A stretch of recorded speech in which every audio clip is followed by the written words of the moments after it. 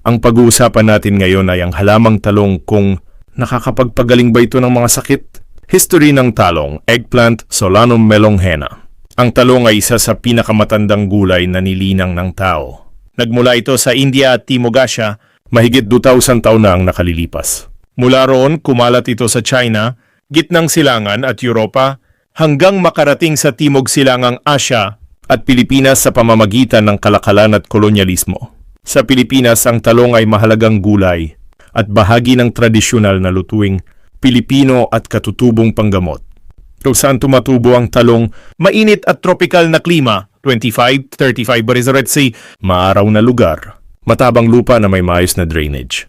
Karaniwang itinatanim sa bukirin, bakuran, paso container gardening. Mga sakit na kayang tulungan o suportahan ng talong.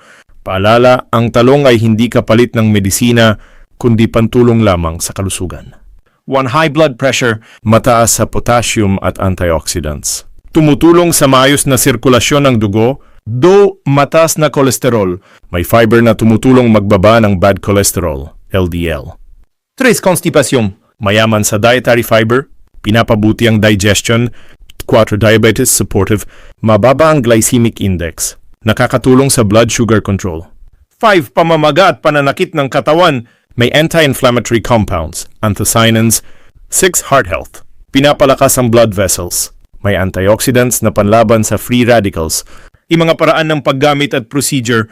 Paraan 1. Talong bilang pagkain, pinakaligtas. Procedure.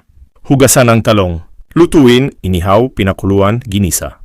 Iwasan ng sobrang mantika at asin. Kumain 3-4 beses kada linggo. Paraan 2. Talong water, traditional. Ingredients. 1 medium na talong, 1 baso ng malinis na tubig. Procedure. Hiwain ang talong, ibabad sa tubig ng 8-12 oras. Salain, inumin sa umaga ang dayang baso. Karaniwang ginagamit bilang pantulong sa BP at cholesterol. Paraan 3. External poultice para sa pamamaga. Procedure. Pakuluan ang hiwang talong. Palamigin ng kaunti. Ipatong sa namamagang bahagi. Balutin ng tela, iwan ng 15 na 20 minuto. Mga babala at paalala. Huwag kainin ng hilaw sa maraming dami. May solanine.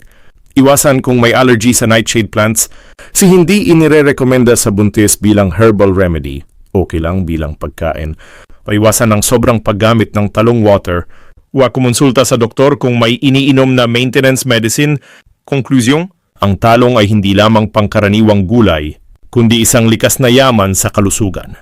Sa tamang paghahanda at wastong paggamit, maaari itong makatulong sa puso, digestion at pangkalahatang kalusugan. Gayunpaman, mahalagang tandaan na ang natural na lunas ay pantulong lamang at ang tamang kaalaman at pag-iingat ang susi sa ligtas at epektibong paggamit.